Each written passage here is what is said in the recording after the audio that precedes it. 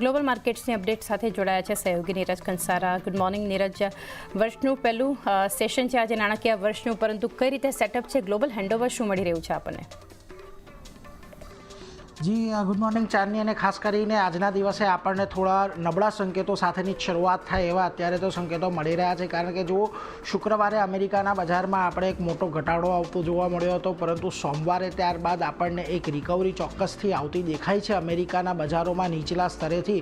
એટલે ગઈકાલે જે આપણને અમેરિકાના બજારોનું ક્લોઝિંગ જોવા મળ્યું, જો ડાઉ જોન્સ લગભગ 1% જેટલો વધ્યો છે, લગભગ 900 પોઈન્ટની રિકવરી અહીંયા આપણને નીચલા સ્તરેથી આવતી જોવા મળી છે. નાસ્ડેકમાં પણ લગભગ આપણને ફ્લેટ ટુ નેગેટિવ કારોબાર જોવા મળ્યો અને S&P 500 પણ 0.5% જેટલો વધીને ગઈકાલે બંધ થયો છે. 2009 બાદ આ અમેરિકન બજારની સૌથી ખરાબ શરૂઆત આપણને માસિક ધોરણે ખાસ કરીને અહીંયાથી જોઈ રહ્યા છીએ. અને બીજી તરફ આવતીકાલે જે રેસિપ્રોકલ ટેરિફ અમલમાં આવવાના છે, એ ટેરિફને લઈને બજારની અંદર ઘણી બધી અનિશ્ચિતતાઓ પ્રવર્તી રહી છે, અને એને લઈને જ ખાસ કરીને આપણે ફરી એક વખત અહીંયાથી બજારની અંદર થોડાક નરમાશ સાથેના કામકાજ જોઈ રહ્યા છીએ. બીજી તરફ જો ગઈકાલે અમેરિકાના બજારોની અંદર જે રિકવરી આવી, ખાસ કરીને ડાઉ જોન્સની અંદર લગભગ ગઈકાલે જે નીચલા સ્તરો હતા ત્યાંથી 850 પોઈન્ટ જેટલો આપણને ડાઉ જોન્સ રિકવર થતો દેખાયો છે. S&P 500માં લગભગ 125 પોઈન્ટ અને નાસ્ડેકમાં 450 પોઈન્ટની રિકવરી આપણને ખાસ કરીને આવતી દેખાય છે. હવે મહત્ત્વની વાત એ છે કે 2025ની અંદર જ્યારે આપણે પ્રવેશ કરી ચૂક્યા છીએ અને એપ્રિલ મહિના સુધી, એટલે પહેલાં 3 મહિના અહીંયાથી 2025ના પૂરા થયા છે, ત્યારે ડાઉ જોન્સ અત્યારે ખાસ કરીને યર ટુ ડેટ આપણને 1.25% જેટલો નીચે દેખાઈ રહ્યો છે. S&P 500 પણ 4.5% જેટલો ઘટ્યો છે, અને નાસ્ડેકમાં પણ ઓલમોસ્ટ 10%નો ઘટાડો આ છેલ્લા 3 મહિનાની અંદર આપણે વિટનેસ કરી ચૂક્યા છે. એટલે 2025માં અમેરિકન બજારોનું પ્રદર્શન ઘણું ખરાબ રહેતું જોવા મળ્યું છે.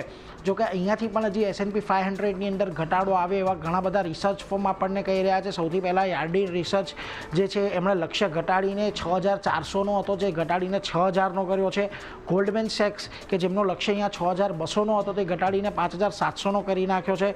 ગોલ્ડમેન સેક્સનું કહેવું છે કે યુએસમાં મંદીની આશંકાને કારણે અહીંયાથી લક્ષ્ય તેમણે ઘટાડ્યો છે. અમેરિકામાં મંદી આવવાની લગભગ 35% જેટલી આશા તેમણે વ્યક્ત કરી છે. પહેલાં જે આશા હતી લગભગ 20% જેટલી હતી. 2025માં જે કોર PCE છે લગભગ 3.5% પર સંભવ છે એવું ગોલ્ડમેન સેક્સનું કહેવું છે. અને 2025માં 3 વાર વ્યાજદર કાપની અપેક્ષા તેઓ અહીંયાથી ખાસ કરીને રાખી રહ્યા છે. બીજી તરફ આવતીકાલથી રેસિપ્રોકલ ટેરિફ અમલમાં આવવાના છે, એને લઈને આજે શું નિવેદનો આવે છે એ ઘણા મહત્ત્વના રહેશે. 2 એપ્રિલની જે ડેડલાઇન હતી આવતીકાલે, એટલે રેસિપ્રોકલ ટેરિફ અહીંયાથી આપણને જાહેર થતા દેખાશે. અલગ અલગ દેશો સાથે જોડાયેલા ટેરિફ પ્લાનના અહીંયાથી જાહેરાત થવા જોવા મળી શકે છે. સેક્ટોરલ ડ્યુટીઝ પર અહીંયાથી ફોકસ હવે અત્યારે નથી રહ્યો, પરંતુ અન્ય દેશોના અહીંયાથી ટ્રમ્પનું કહેવું છે કે અન્ય દેશોની સરખામણી અમે જે ટેરિફ છે ઘણા ઓછા લગાડીશું. યુએસના અધિકારી ચીન સાથે ફેઝ 1ની ટ્રેડ ડીલનો રિવ્યૂ સોંપી શકે છે એવું ખાસ કરીને અહીંયાથી કહેવામાં આવ્યું છે. આ ઉપરાંત ખાસ કરીને ડોલર પર અત્યારે સૌની નજર છે. 104-105ની વચ્ચે અત્યારે તો ડોલર ઇન્ડેક્સ આપણને યથાવત રહેતો જોવા મળી રહ્યો છે, જે એક લોંગ વીકેન્ડ હતો તે દરમિયાન. પરંતુ વેલ્સ ફાર્ગો કે જે એક રિસર્ચ ફર્મ છે એમનું ખાસ કરીને અહીંયાથી કહેવું છે કે ડોલરની અંદર ઘટાડો અહીંયાથી યથાવત રહેતો જોવા મળી શકે છે. ટ્રમ્પ ટેરિફને કારણે તેજી આવી શકે છે એવું વેલ્સ ફાર્ગોનું માનવું છે. લગભગ 1.5થી 11% જેટલી તેજી અહીંયા આવી શકે છે. અને ટેરિફ આવવાથી જે ડોલર છે એના પર એક તેજીની શક્યતા તેઓ વ્યક્ત કરી રહ્યા છે. બીજી તરફ ક્રૂડની અંદર આપણને તેજી જોવા મળી રહી છે. લગભગ $75 પર ક્રૂડ બ્રેન્ટ અહીંયાથી પહોંચતું જોવા મળ્યું છે. WTIમાં $71ની નજીકનો કારોબાર આપણને આવતો જોવા મળી રહ્યો છે. ટ્રમ્પની નીતિઓને કારણે અહીંયાથી ખાસ કરીને તેજી આવી છે. ટ્રમ્પે એવું કહ્યું છે કે રશિયા પર પણ અહીંયાથી તેઓ લગભગ 25થી 50% જેટલું ટેરિફ આવનારા સમયની અંદર લગાડશે.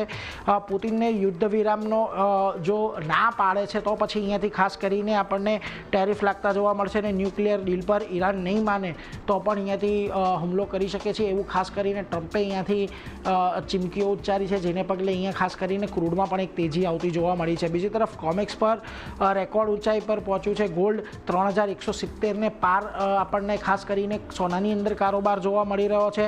અને અને ટ્રમ્પની નીતિઓને કારણે ખાસ કરીને સોનાની અંદર તેજી આવતી જોવા મળી છે. તો આ બધા કારણો છે કે જેને લઈને આપણે ખાસ અહીંયાથી હવે આ બધા સંકેતો પર નજર રાખતા રહીશું. પરંતુ આ બધાની વચ્ચે આજે જે એશિયાના બજારોની અંદર આપણને કારોબાર થતો જોવા મળી રહ્યો છે એ ઘણો મહત્વનો રહેશે. કારણ કે જો આજના દિવસે તમને નિક્કેઈની અંદર જે કારોબાર જોવા મળી રહ્યો છે થોડોક પોઝિટિવિટી તરફનો છે. તાઇવાન અને કોરિયાની અંદર તો એક સારી તેજી આપણને આવતી જોવા મળી છે. પરંતુ શાંઘાઈ હેંગસેંગ અહીંયા પોઝિટિવ છે. સ્ટ્રેટ ટાઈમ્સની અંદર એક 0.5% ઘટાડો છે. પરંતુ આ બધાની વચ્ચે આપણે ખાસ નજર રાખવાની છે આજે ગિફ્ટ નિફ્ટીના સંકેતો ઉપર. કારણ કે જુઓ 23,637નું નિફ્ટી ફ્યુચર્સનું ક્લોઝિંગ હતું ને અત્યારે ગિફ્ટ નિફ્ટી 23,471ના સંકેત આપી રહ્યું છે. એટલે 150 પોઈન્ટના ગેપડાઉનની આજે શક્યતા અહીંયાથી ગિફ્ટ નિફ્ટી આપણને દર્શાવી રહ્યું છે. એટલે ચોક્કસથી આજે બજારની શરૂઆત તો એક ઘટાડા સાથે થશે, પરંતુ જોવાનું એ રહેશે કે દિવસ દરમિયાન અહીંયા કોઈ આપણને રિકવરી આવતી દેખાય છે કે નહીં. એટલે અચાનક આમ તો વૈશ્વિક બજારો ભલે પોઝિટિવ હોય, પરંતુ ગિફ્ટ નિફ્ટી આજે આપણને એક ડાઉન ટ્રેન્ડના જ સંકેતો અહીંયાથી ખાસ કરીને આપી રહ્યું છે. જી, તો